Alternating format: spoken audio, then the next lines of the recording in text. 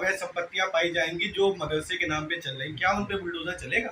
भाई देखिए, जो अवैध होगा उस पर बुलडोजर चलेगा, उस पर तो कोई दो राय नहीं है। योगी जी का बुलडोजर शुरू से चल रहा है, अभी भी चलेगा। होगा उस पर बुलडोजर चलेगा, उस पर तो कोई दो राय नहीं है। योगी जी का बुलडोजर शुरू से चल रहा है, अभी भी चलेगा। नमस्कार, इस समय हम मौजूद हैं सिद्धार्थनगर निवासी मदरसा बोर्ड में सदस्य और साथ ही साथ भाजपा अल्पसंख्यक मोर्चा में सम्मानित प्रदेश के पद पे भी थे। तो सर, सबसे पहले मैं आपको स्वागत करूंगा अपने चैनल पे।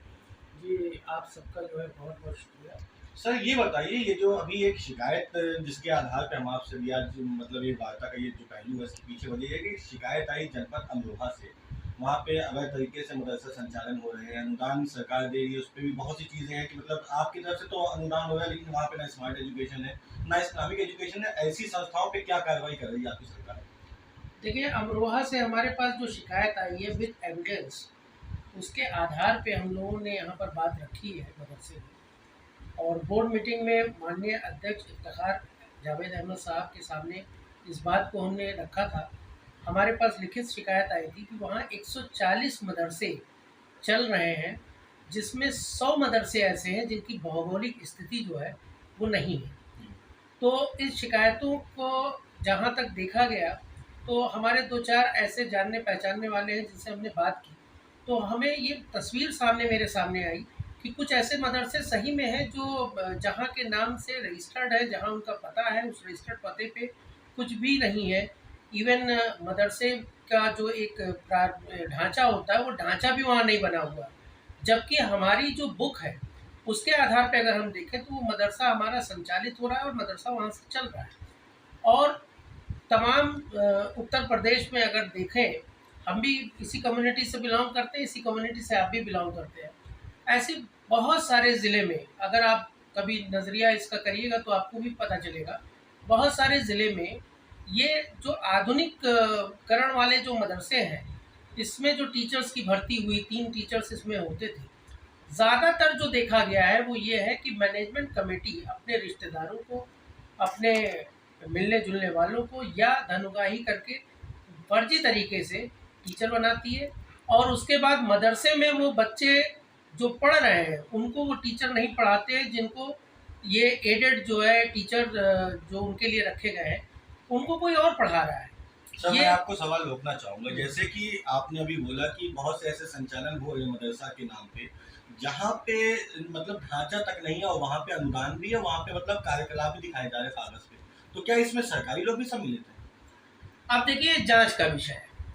हमारा काम है, मैं एक सदस्य हूँ, मेरा काम है अपनी शिकायतों को अपने अध्यक्ष के समक्ष रखना, जिसको मैंने ईमानदारी के साथ रखा। और हमारा जो मदरसा बोर्ड है, उसने बहुत अच्छे से इस बात को सुना, मेरे एविडेंस को देखा, और उसके बाद हमारे अध्यक्ष जी ने ये फैसला लिया कि सभी मदरसे जो आधुनिकीकरण के अंतर्गत चल रहे हैं, 7,445 मदरसे जो चल रहे हैं उत्तर प्रदेश में, उन सब की एक बार जांच होगी। और इसमें जो सही से ढंग से चल रहे हैं, क्योंकि बहुत सारे मदरसे ऐसे हैं जो बहुत अच्छे से चल रहे हैं, इवन जो हमारा पैरामीटर है उसको ऊपर चल रहे हैं, वहाँ के बच्चे पढ़ रहे हैं, लिख रहे हैं, उनको सारी सुविधाएं मिल रही हैं। लेकिन इसी की आड़ में जो मदरसे सिर्फ फर्जीवाड़े से चल रहे हैं, जिनका कोई स्वरूप नहीं है, जिनका कोई स्थान नहीं है, जिनका भौगोलिक स्थिति का पता नहीं है, जिनके टीचर जो है वहाँ पे नियुक्ति तो है उनकी, उनको सैलरी तो सरकार दे रही है, लेकिन वहाँ पे टीचर मौजूदा स्थिति ये है कि टीचर वहाँ जा नहीं रहा है। ऐसे बहुत सारे लोग हैं जिन्होंने शिकायतों के आधार पे ये सूचना हमको दी है कि फला साहब जो है वो फला मदरसे में टीचर है, उनका जो है आंशिक अनुदान जो आता है राज्य का, वो भी राज्यांश भी आ रहा है और केंद्रांश भी आ रहा है, लेकिन वो मदरसे में नहीं है, वो कहीं दुकान पे जो है अपना काम कर रहे हैं। कोई इलेक्ट्रिक की दुकान पे बैठा हुआ नज़र आ रहा है, कोई बिजनेस करता हुआ नज़र आ रहा है, कोई ठेकेदारी करता हुआ नज़र आ रहा है। तो मेरा कहने का मतलब है, सरकार का ये जो पैसा है वो जिन टीचरों को दिया जा रहा है, वो सिर्फ इसलिए दिया जा रहा है कि अल्पसंख्यक समाज के बच्चे जो मदरसे में इनरोल्ड हैं उनको वो पढ़ाएं। उनको पढ़ाने के अलावा वो सारे काम कर रहे हैं, पढ़ाने का काम ही नहीं कर रहे हैं। और ये हो क्यों रहा है? क्योंकि उनकी जो मैनेजमेंट कमेटी है वो कहीं ना कहीं एक भ्रष्टाचार का एक बहुत बड़ा जाल फैलाकर इन लोगों को अपॉइंटमेंट कर रही है। और सही बात है, इसमें कुछ तो ऐसी मिलीभगत है जिसका पता जांच से पता चलेगा, अभी उसको कहना जो है बहुत अर्ली होगा। लेकिन मैं ये समझता हूँ कि अगर जांच होगी तो ये सारी गंदगी निकल कर सामने आ जाएगी। सर बहुत से ऐसे मदरसा शिक्षक का लगातार सोशल मीडिया के माध्यम से भी आता है कि उनकी वेतन वाली कुछ समस्या है, आपके संज्ञान में भी होगी, आपके पास भी शिकायतें आती होंगी कि बहुत से ऐसे लोग हैं जिनको अभी तक वेतन निर्गत नहीं हुआ है। और आप जिस प्रकार से बोल रहे हैं कि बहुत से लोग ऐसे हैं जो अलग अलग जगह पे काम कर रहे हैं, तो ऑब्वियस ही बात है सर, हमारे पास पूंजी नहीं होगी तो कहीं ना कहीं तो नौकरी करेंगे, साथ में मदरसे काम कर रहे हैं, ये भी तो हो सकता है। देखिए, मदरसे में अगर आप अपॉइंट हैं तो आपका काम है मदरसे की टाइमिंग में मदरसे में रहना और बच्चों को पढ़ाना। अगर आपको कोई वेतन रुक गया या नहीं मिला तो इसका मतलब ये नहीं है कि आप काम छोड़कर दूसरा काम करने लगेंगे। मैं यहाँ पे क्या कह रहा हूँ, मैं ये बता रहा हूँ कि जो टीचर मदरसे में नियुक्त है उसको अगर अंशदान जो है केंद्र का या यहाँ का राज्य का आ रहा है तो उसको मदरसे में होना चाहिए। वो मदरसे में बच्चों को पढ़ाने के लिए नियुक्त किया गया, सरकार इसलिए पैसा दे रही है, इसलिए नहीं दे रही है कि आप दूसरा काम करके और फिर यहाँ की तनख्वाहें फ्री में लीजिए। अच्छा, तो आपका पैमाना क्या होगा जांच का? जैसे आपने कहा कि जांच होगी, सब मदरसों की जांच कीजिएगा, तो उस जांच के कोई पैमाने भी तो होंगे कि क्या पैमाने ऐसे होंगे जिसके अनुसार आप उनको जो है सही पाएंगे या गलत पाएंगे? देखिए, मदरसा बोर्ड के अंदर सभी ज़िले में हमारा एक अधिकारी बैठा हुआ है। उस अधिकारी का काम है मदरसा बोर्ड से जो भी कार्रवाई होती है उसको आगे ले जाता है। और हमारे मदरसा बोर्ड के अंदर भी जो कर्मचारी हैं, जो ऑफिसर हैं, इनका भी काम है कि इसको जो है सुचारू रूप से चलाते हैं। हम एज अ सदस्य, मेरा काम ये है कि जन जागरण से जो भी जनता जनार्दन से जो भी जो है शिकायत आएगी, उस शिकायत को हमें बोर्ड में रखना है, वो एजेंडे में शामिल करना है।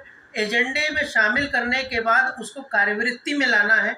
अध्यक्ष जी के निर्णय के अनुसार हमारा बोर्ड जो भी निर्णय लेगा और जैसे भी उसको करेगा उसमें हमें सहयोग करना है और जो शिकायतें हैं, शिकायतों को मदरसा बोर्ड तक पहुंचाना है। इस काम को हमें करना है, इस जिम्मेदारी को हम निभा रहे हैं। बाकी जो हमारा कार्यालय करेगा वो जाहिर सी बात है, जब अध्यक्ष जी उसका एक कमेटी बना देंगे और कमेटी बनाने के बाद जो भी एक जांच का सिस्टम बना देंगे, उस सिस्टम से आप भी रूबरू होंगे।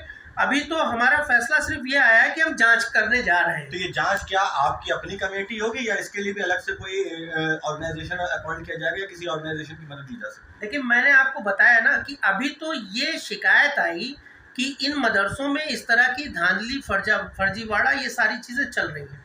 इन शिकायतों के आधार पे मदरसा के बोर्ड मीटिंग में इस सब्जेक्ट को रख के हम लोगों ने ये निर्णय ले लिया कि इन सारे मदरसों की जांच होनी है।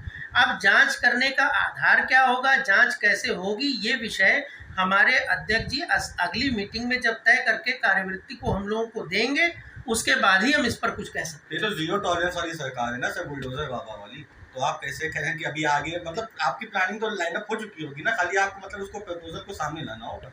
नहीं, बिल्कुल सही है, ये बुलडोजर बाबा की सरकार है, जीरो टॉलरेंस की सरकार है और यहाँ पे किसी भी तरह की धांधली, किसी भी तरह का फर्जीवाड़ा और किसी भी तरह का भ्रष्टाचार नहीं चलेगा।